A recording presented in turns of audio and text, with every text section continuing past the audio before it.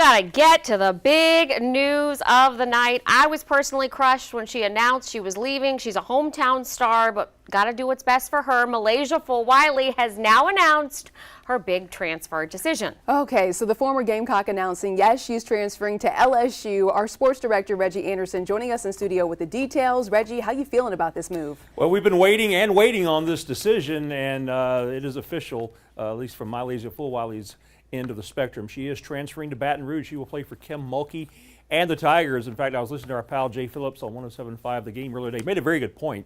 Actually, really, breaking news. Hello, Jay, if you're watching. But LSU, Texas, and Clemson would have been the three most provocative destinations for Milaysia, because obviously the rivalry with LSU, even though Kim Mulkey tries to downplay it, but there's no love lost between these two programs. And now Fulwiley headed to Cajun country and play for an LSU team that obviously they've got Flo J. Johnson coming back next year as well. But it all stems from if you read between the lines, apparently there's been some, I don't know if tension is the right word, but the fact that as good as Milaysia is, the turnovers that she compiled when she only played the 7th most minutes on the team, Dawn Staley was trying to get a little bit more out of her point guard in terms of reducing those turnovers.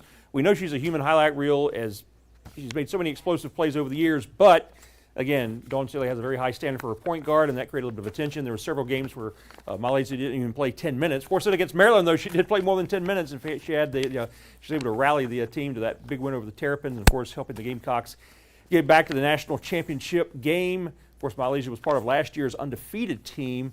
This past season, she was named the SEC Sixth Woman of the Year, so she's got the stats. And she obviously, as you mentioned, from W.J. Keenan High School, won 4 state titles. It's a little bit of a surprise, the fact that she would enter the portal, much less go to LSU. But the bottom line is this will be a very interesting basketball season, especially when the schedule comes out. People's eyes or eye will first be looking at where will LSU be playing. Will it be in Columbia, or will it be in Baton Rouge for a home-and-home, or will it just be one game in Baton Rouge? So as a wise man once said, we shall see.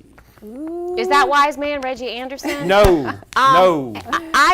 When she did that in-game March Madness behind the back side pass to Chloe Kitts, and then Chloe put it up, it was magical. She is a highlight reel. What about the buzzer beaters that she's had? The buzzer beaters were amazing, but then when they recruited that point guard, everyone started to go, uh-oh. Man, I would love to be at the game. LSU, USC. If they do that game here, it's going to sell out. That's going to be wild. Unless it's in Baton Rouge. Get your tickets. And then you'll have to drive.